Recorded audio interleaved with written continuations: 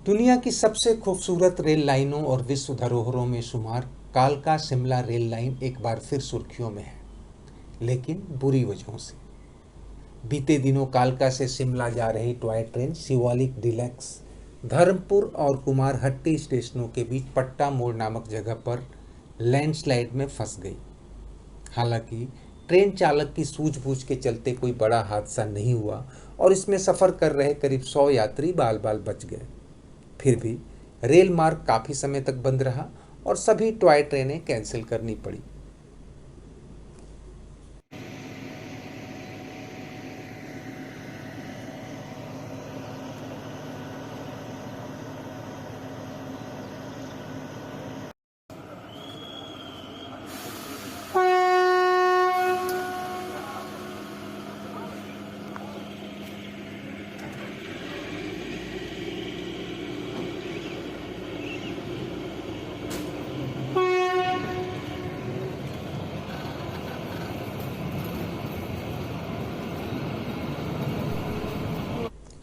लेकिन सबसे बड़ी चिंता यह है कि इस रूट पर हादसे लगातार बढ़ रहे हैं और कई वजहों से इस रेल लाइन की सुरक्षा और भविष्य भी सवालों के घेरे में है। इसी साल इस रूट पर छोटे बड़े करीब आधा दर्जन हादसे हो चुके हैं। साल 2015 में तो यहाँ एक डिलक्स ट्रेन के पटरी से उतर जाने के चलते 2 ब्रिटिश पर्यटकों की मौत हो गई थी, जबकि करीब 1 दर्जन लोग घायल हो गए। हर साल डिरेलमेंट, लैंडस्लाइड या किसी न किसी तकनीकी वजह से यहाँ हादसों की खबरें आती रहती हैं। मॉनसून सीजन में तो पर्यटक अब यहाँ आने से कतराने लगे।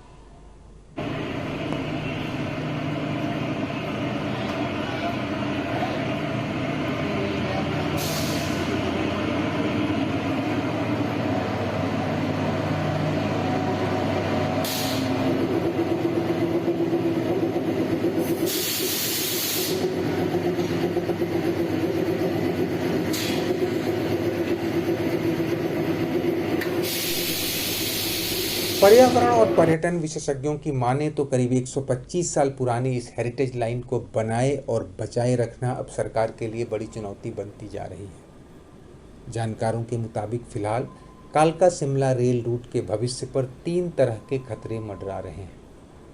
पहला और सबसे बड़ा खतरा है लैंडस्लाइड, यानी पहाड़ों के टूटने, धसकने या पत्थरों के गिरने का। खासकर भारी बारिश के दिनों में तो ये खतरा इतना बड़ा हो जाता है कि 96 किलोमीटर लंबे रूट पर कहीं न कहीं ट्रैक बाधित होना आम बात हो चली। लेकिन ये लैंडस्लाइड अचानक नहीं होती।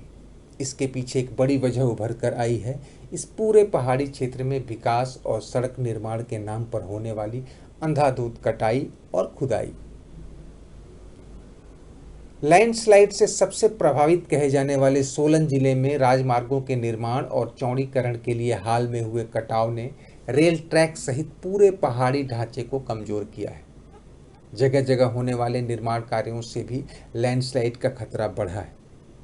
इस ट्रेन से यात्रा करते हुए आप पाएंगे कि जगह जगह पहाड़ों की चोटियों तक पर शहर और कस्बे बसते चले गए हैं। इससे इकोसिस्टम पूरी तरह प्रभावित हुआ है।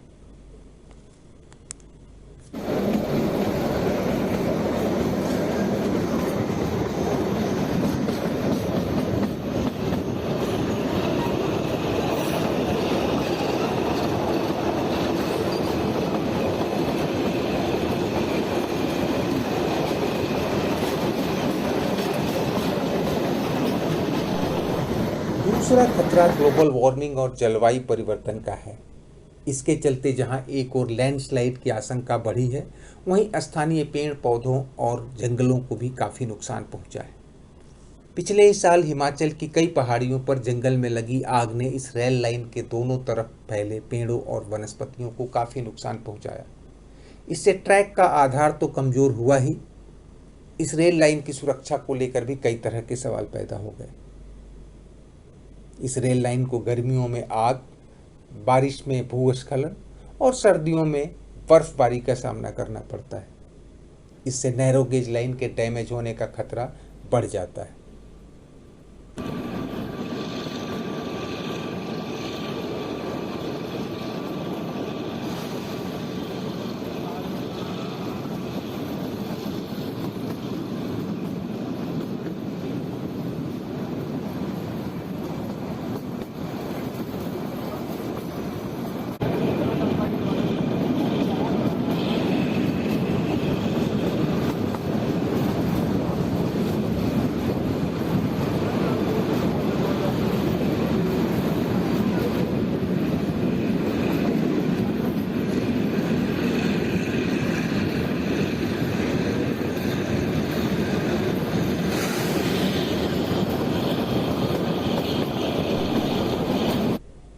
तीसरा खतरा आधुनिक और व्यावसायिक जरूरतों से पैदा हुआ है।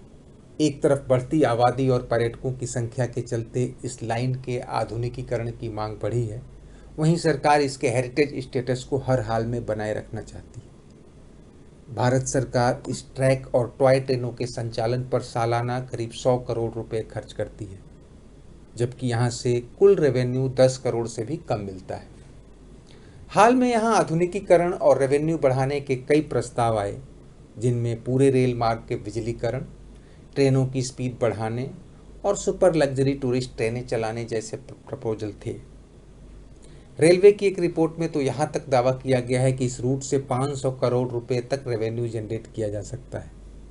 लेकिन ऐसा हुआ तो इसके 100 साल पुराने स्वरूप में काफ़ी बदलाव हो जाएगा और यूनेस्को की नज़रों में भी तब यह एक धरोहर न रह पाए।